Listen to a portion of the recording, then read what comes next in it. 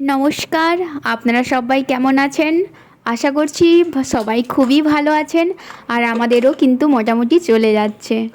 এই যে দেখুন, এখন ঘড়িতে বাজে মাত্র 5টা। আর এখন থেকেই কিন্তু আমি রান্নাবান্না করতে শুরু করে দিয়েছি। প্রথমেই গ্যাসটা ভালো করে মুছে নিয়েছি। আর কাল থেকে যে ভেজানো মটরগুলো, ওটাকে কিন্তু এখন আমি সেদ্ধ করতে প্রেসারে দিয়ে দিয়েছি। আর এখানে আলুগুলোকে কুচিয়ে নিয়েছি, পেঁয়াজ কুচিয়েছি, কিছুটা রসুন, আদা, কিছুটা টমেটো, যা যা লাগবে ঘুগনিতে।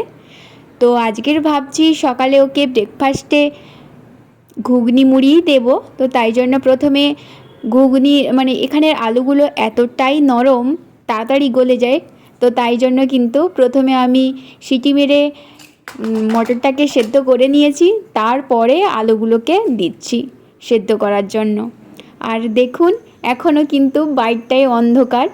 আর এই যে এখন কিন্তু কড়াইতে একটু তেল ঢেলে নেব। আর এখানে কিন্তু একটু মশলাও করে নিয়েছি, যেটা আমি আপনাদের সঙ্গে দেখাবো। মশলা বলতে ওই আদা রসুন ওটাকে, আর সঙ্গে একটু শুকনো লঙ্কা বাড়ি থেকে নিয়ে এসেছিলাম। এখান থেকে তো এখানের লঙ্কাগুলো একদম ঝাল নয়, তাই জন্য বাড়ি থেকেই নিয়ে এসেছিলাম।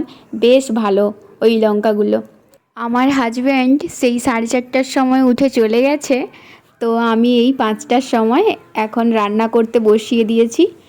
আসলে আমি ভাবি রসুন ছাড়াতে তো আমার প্রচণ্ডই টাইম লাগে।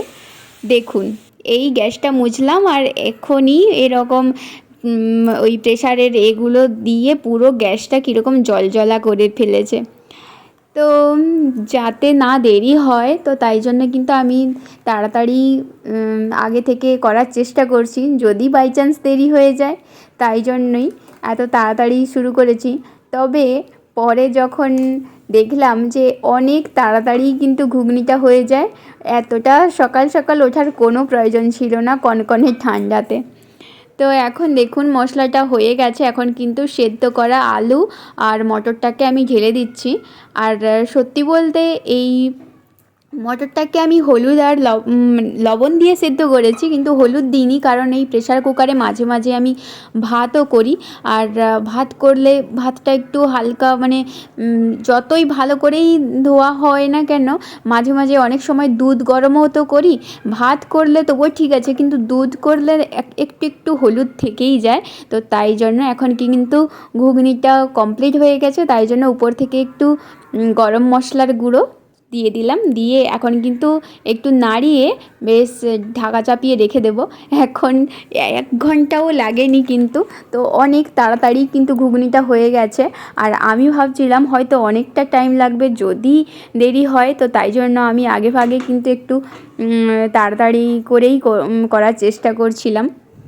আর এখন আমি আপনাদেরকে একটু বাইরে নিয়ে যাব। জাস্ট দেখুন, এখন কিন্তু হালকা আলো একটু উঠেছে, কিন্তু আমি যখন উঠেছিলাম একদমই মানে অন্ধকার। আমার হাজব্যান্ড তো তারও আগে গিয়েছে। দেখুন এখনও কিন্তু পুরোপুরি সকাল হয়নি, অনেকটাই ভোর। এখন 5টা মানে এই হালকা হালকা জাস্ট দেখা যাচ্ছে। তো আজকে কিন্তু অনেকটাই তাড়াতাড়ি উঠেছি। আর আজকে কিন্তু কুয়াশা নেই, তবে প্রচণ্ড ঠান্ডা। আমরা তো এখন সোয়েটারের উপরে 2-3টে জামা পরে নিই, তারপরে চলে। এখন কিন্তু আমার হাজব্যান্ড চলে এসেছে, তো তাই জন্য উপর থেকে একটু এই ধনে পাতাগুলো কালকে দিয়েছিল, তখন তো দিতে মনে নেই, এখন তাই কুচিয়ে দিলাম। আর একটু গরম করে দিচ্ছি, কারণ ঘুগনি তো তখন প্রায় ঠান্ডা হয়ে গেছে আমার হাজব্যান্ড যখন আসে। তো তাই জন্য কিন্তু এখন আবার গরম করে দিলাম। দিই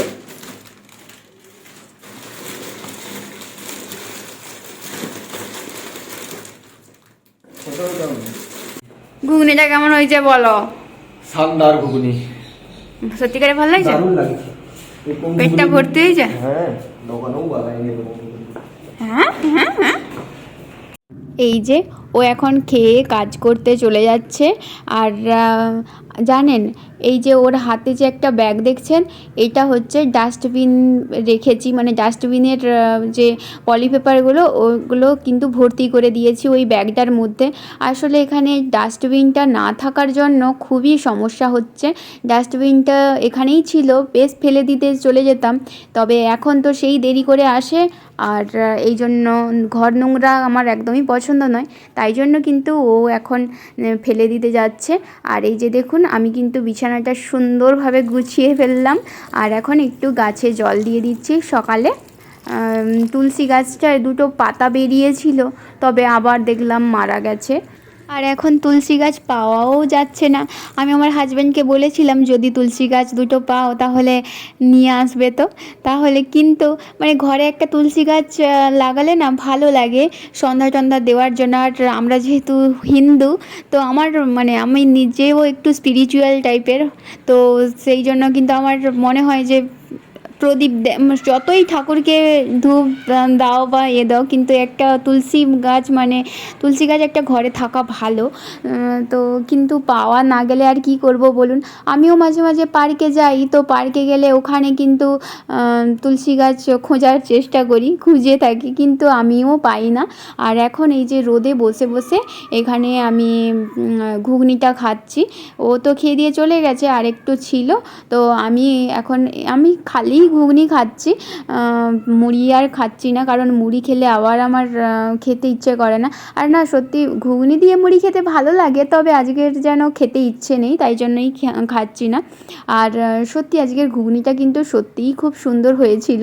আর তখন ও বারবার বলছিল যে ঘুগনিটা খুব ভালো হয়েছে, ঘুগনিটা খুব ভালো হয়েছে, কোথা থেকে শিখেছো এরকম করে বলছিল। তো তাই জন্য আমি বলছিলাম আচ্ছা ঠিক আছে, তুমি তাহলে ভিডিওতে বলো না কেন।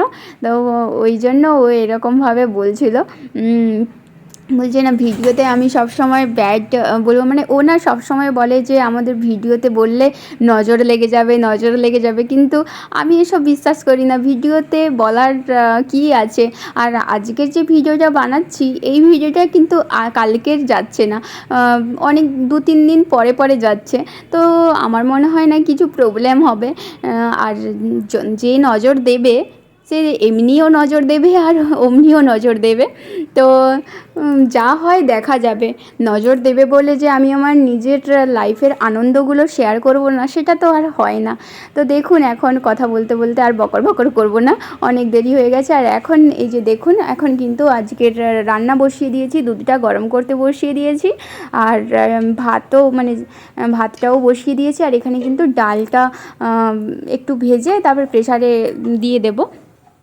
আজকের ওই ফুলকপি দিয়েছিল না কালকের রেশনে, তো সেই রেশনের ফুলকপি আর আলুগুলোকে এইভাবে কেটেছি, একটু হালকা ভাজা মতন করব। আর তার জন্য কিন্তু মানে বেশি একটু আলু দিইনি, কারণ একটা ফুলকপি পুরোটাই দিয়ে দিচ্ছি। আর এই যে দেখুন একটু রসুন কুচিয়ে নিয়েছি, টমেটো একটু বেশ পরিমাণ দিয়েছি, আর পেঁয়াজগুলোকেও কুচিয়েছি, বলতে পেঁয়াজ কুচোইনি। আর ওই সেই চিলি পনিরের মতো যে পেঁয়াজগুলোকে কাটে, বা চিলি চিকেনে যেরকম পেঁয়াজগুলোকে কাটে, তার থেকে একটু ছোটো ছোটো করেছি। আর প্রথমেই আমি তেলের উপর এখানে কিন্তু জিরে দিয়ে দিলাম, গোটা জিরে। তারপরে আলুগুলোকে তুলে লবণ আর হলুদ দিয়ে একটু কিন্তু এখন ভালো করে একটু ভেজে নেব আলুগুলোকে। আর আলুগুলোকে একটু তুলে, মানে আলুগুলোকে আগে কাটা হয়ে গেছে বলেই দিয়ে দিয়েছি। আর এখন কিন্তু আলুটাকে একটু নাড়িয়ে এখন কিন্তু ফুলকপিটাকে ঝটপট কেটে ফেলবো। আর ফুলকপি কাটতে কিন্তু খুবই ভালো লাগে। আর ফুলকপি জানেন তো, ফুলকপি বাঁধাকপি দুটো কপিই ভালো লাগে, তবে আমার ওলকপি একদম পছন্দ নয়। ছোটোবেলা থেকে সব সময় এই ওলকপি খাওয়ার জন্য বাবার কাছে খুব বকান খেয়েছি। আমার বাবা সব সময় সব সবজি খেতে বলে যে সবজি বেশি করে খাও, সবজি বেশি করে খাও, কিন্তু আমি আর আমার ভাই দুজন হয়েছি এক। এই আমাদের ডিম হয়ে গেলে আর কিছু দরকার নেই, সবজি খেতেই চাইতাম না। তবে বড় হয়ে যাওয়ার পরে তখন কিন্তু সবজির ভালো লাগতে শুরু করলো। আর এখন কিন্তু বরাবরই আমরা একটু বেশি পরিমাণ তরকারি খাই, আর কম ভাত বেশি তরকারি। তো তাই জন্য আমি এখানে যে রান্নাবান্না করি, এখানে কিন্তু আমি প্রায় আমরা দুজন খাই বটে, তবে একটু আমরা তো বেশি একটা রান্না বান্না করি না, মানে বেশি তো পদ করি না, ওই ডাল আর একটা কিছু করি তো, কিন্তু পরিমাণটা বেশি রাখি যাতে বেশি পরিমাণ সবজি টবজি খাওয়া যায় বা কিছু। আর অনেক দিন পরে বলতে পারেন যে সবজিটা এসছে, এর আগেও একবার ফুলকপি একবার বাঁধাকপি দিয়েছিল, আর না হলে সবসময় ডিম খেয়ে পড়েছিলাম। আজকের একটু বেশ ভালোই লাগবে খেতে। আর এই যে দেখুন, আজকের একদম মশলাদার করছি না, একদম সিম্পলভাবে ভাজা ভাজা করেছি। আর এই যে দেখুন, আলুটাকে দেখলাম যে আলুটা সুন্দরভাবে সেদ্ধ হয়ে গেছে, কিন্তু এখন কিন্তু ভাতগুলো বেড়ে ফেলবো। আর আজকের একটা হয়েছে ব্যাপার, আজকের আমার হাজব্যান্ডের খেলা আছে, মানে আজকে খেলা আছে, খেলা দেখবে বলে ও আর দেরি সহ্য করতে পারছে না, ও নিজে নিজেই ভাত বেড়ে নিচ্ছে। ভাবতে পারছেন, ও খেলা দেখার এত ইন্টারেস্ট ওর, ও খেলা দেখলে কিছু মানে শুনতেও পায় না, বুঝতেও পারে না। এই যে দেখুন, ও এখন খেলা দেখছে শুয়ে শুয়ে। তো এখন কিন্তু বিকেল, আর দেখতেই পাচ্ছেন আপনারা এখন কিন্তু বিকেল। তবে এখন একটু এই রেডি হয়ে গেছি, এই সামনেই যাব আমার হাজব্যান্ডের যে ফ্রেন্ড, ওনারা ইনভাইট করেছে আমাদেরকে আজকে, তো তাদের বাড়িতে যাব একটু, তো তাই জন্য এখন একটু এমনি একটু সোয়েটার ফয়েটার পরে এমনি জাস্ট যাব, একটু গল্প গুজব করতে যাব। ওরা সব সময় বলে যে আমাদের বাড়িতে আসো, গল্প গুজব করো, এরকম বলে। ওরা আমাদেরকে প্রচুরই ভালোবেসে ফেলেছে, জানি না কেন। আর সব সময় বলে যে আমার কথা প্রচুরই বলে, আমার হাজব্যান্ডও বলে যে সব সময় তোমার কথাই বলে। তো ভালো লাগে কথা বলতে, ভালো লাগে। আর সত্যি বলতে আমাকে ওরা বলে যে আমি নাকি প্রচুর পজিটিভ টাইপের, কিন্তু একটা সত্যি কথা এটাই যে আমি না ছোট থেকে বলবো না, যখন বয়স একটু একটু হলো, তো তখন থেকে আমি সবসময়, মানে আমি একদম ছোট থেকে বলতে পারেন যে আমি কিন্তু প্রচুর ঠাকুর ভক্ত। আর আমার মামার বাড়িতে মন্দির আছে, তো আমার যে মায়ের দাদু উনি ছিলেন, তো উনি যখন বেঁচে ছিলেন তখন আমাকে কিন্তু শিখিয়ে দিয়েছিল যে সবসময় বলবে যে আমার যেন একটু ভগবান আমার একটা যেন ভাই হয়, ছোটোবেলা বলতো। তো আমাকে যা শিখিয়ে দিয়েছিল, তো তখন আমি ওটাই বলতাম সবসময় ঠাকুরকে, যেন ভগবান আমার যেন একটা মানে ভাই হয়, ঠাকুর আমাকে একটা ভাই দাও, এরকম বলতাম। আর সত্যিই ভাই হয়ে গেছে। তো সেই জন্য মানে তখন থেকে আমি ভাবতাম, তাহলে ভগবানকে যদি তুমি সত্যি কিছু মন থেকে চাও, তাহলে হয়তো সেটা ভগবান দেবে। আর অনেক কিছুই আমি মন থেকে অনেকবারই অনেক কিছুই চেয়েছি, কিন্তু কোথাও না কোথাও সেটা হয়নি।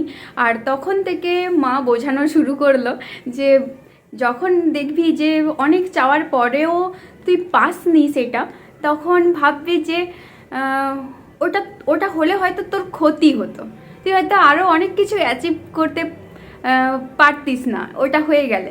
তো এটাই আমার ধারণা। এই যে আমার হাজব্যান্ডও এখনও বলে, তো তোমার কি কোনো কিছুতে ভয় লাগে না?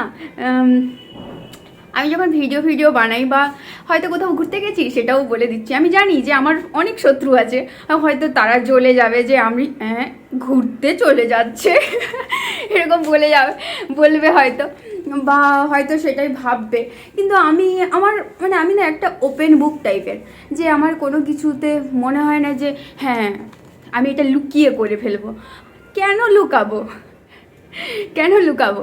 আর আমার হাজব্যান্ডের একটা ভয় লাগে যে যদি নজর পড়ে যায়, যদি নজর লেগে যায়, এটা ও ভয় পায়। আর আমি ওকে এটাই বোঝাই, নজর ঠিক হয় কিনা আমি জানি না, তবে যদি হয়ে থাকে, আমি ধরছি, কি হবে জোর, কি হবে? ওর আর আমার ছাড়াছাড়ি হয়ে যাবে। যদি ছাড়াছাড়িও হয়ে যায়, হবে।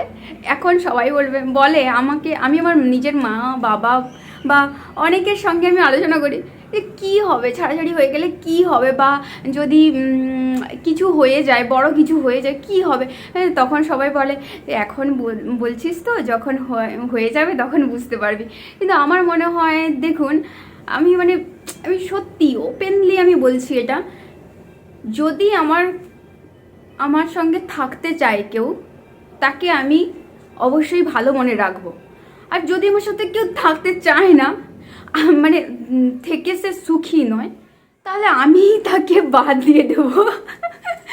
আমিই তাকে বলবো ভাই তুমি এনজয় করো, আমার সঙ্গে থেকে কষ্ট পেয়ে কিচ্ছু লাভ নেই। তো এটা আমাদের রিলেশনশিপ নিয়ে আমি বলছি না, এটা যে কোনো ক্ষেত্রে, সেটা ভাই বোনের ক্ষেত্রে হোক। মানে আমার নিজের ভাইও যদি আজকের আমাকে বলে যে দিদি তোমার সাথে আর থাকতে ভাল লাগছে নি, আর তুমি আমার ঘরে আসবে নি, আমি বলবো ঠিক আছে আমি আর আসবো না। ঠিক আছে আমি আর আসবো না, তুই থাক, তুই ভালো থাক। আমার কোনো মানে আমার না কারোর প্রতি কোনো কিছু চাওয়াও নেই, আর কারোর কাছ থেকে আমি মনে করি না যে আমি ও না থাকলে আমার তো এটা হবে না, ও না থাকলে আমার তো এটা হবে না। আমি নিজে জানি যে আমার মধ্যে ভগবান এমন কিছু সিচুয়েশানে ফেলে যেখান থেকে তুমি উঠতে পারবে, এমন কিছু সিচুয়েশানে ফেলে না যেখান থেকে তুমি একদমই উঠতে পারবে না। তো আমি এটাই সবসময় বিশ্বাস করে থাকি। তো সেই জন্যই হয়তো সবাই ভাবে যে আমি খুব পজিটিভ, কিন্তু অ্যাকচুয়ালি আমারও মনের মধ্যে কষ্ট হয়, রাগ হয়, আমার তো প্রচুরই রাগ, যে জানে সে জানে। তো সত্যি এটাই যে হ্যাঁ প্রচুর রাগ হয়ে যায়, তবে এটাও ঠিক যে রাগ তখন মানে রাগ মানুষ যারা না একটু সহজ সরল হয় না, তারাই দেখবেন বেশি রাগ করে। যারা একটু ঘোলঘাপ্পার মধ্যে থাকতে ভালোবাসে, তাদের মনে সবসময় মুখে একটা স্মাইল থাকে।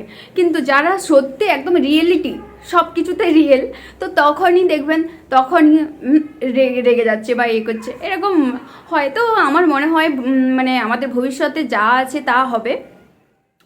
আর যখন যেরকম আছি সেইটারই এনজয় নিতে চাই। আর এই নয় যে ও দেখে নিচ্ছে, সে দেখে নিচ্ছে, তো সে মনে হয় নজর দিয়ে দিল, সে মনে হয় এ হয়ে গেলে আমাদের মনে হয় এ হয়ে যাবে।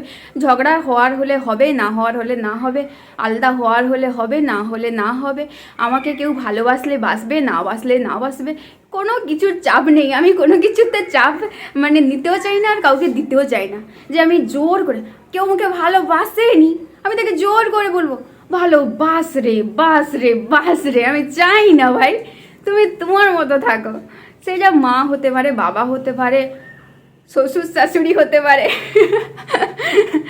জানি না আমার শ্বশুর শাশুড়ি আমাকে কতটা ভালোবাসে। তো আর হাজব্যান্ড হতে পারে, ভাই হতে পারে, যে কেউ হতে পারে। আমার যখন পক্স হয়ে গিয়েছিল রাজস্থানে প্রথমবারে আসার সময়, তখন কিন্তু আমার হাজব্যান্ড সবসময় বলতো দেখেছো তুমি সবসময় এরকম দেখাতে যে আমাদের রিলেশনশিপটা কত সুন্দর আছে, তাই জন্যই তোমার প্রতি নজর দিয়ে দিয়েছে, তাই জন্যই তোমার পক্স হয়ে গেছে, এরকমই কিন্তু বলতো।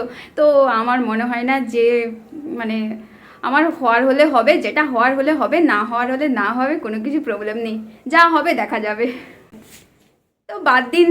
তো এখন রেডি হয়ে গেছি, একটু ঘুরতে যাব। ওরা ওরা সব সময় আমাদেরকে ডাকে, আমার বেশ ভালোও লাগে। ওদের সাথে কথা বললে না আমার ভালো লাগে। ওরা ওরা মানে ওরা সবসময় ভাবে হ্যাঁ আমাদের কি হয়ে যাবে, আমার কি হয়ে যাবে। আমার একদমই ভালো লাগে না, কি হবে, যা হওয়ার আছে। এটা বিশ্বাস করি আমি, ভগবান লিখে রেখেছে যে যেটা হওয়ার হবে, সেটা আমরা কন্ট্রোল করতে পারবো না, কোনো মতেই কন্ট্রোল করতে পারবো না। তো আমরা ভেবে টাইম ওয়েস্ট কেন করব, এটাই ভাবি। তো আমার মতন কি আপনারাও ভাবেন? তো চলুন, আর আমি বকর বকর করবো না, এখন রেডি হয়ে গেছি। এখন একটু আমি আর আমার হাজব্যান্ড দুজন মিলে যাচ্ছি ওদের বাড়িতে, ওদের কি হয়েছে শুনতে। তো আজকে ভিডিওটা তাহলে এখানেই শেষ করে দিচ্ছি, দেখা হচ্ছে নেক্সট ভিডিওতে। টাটা।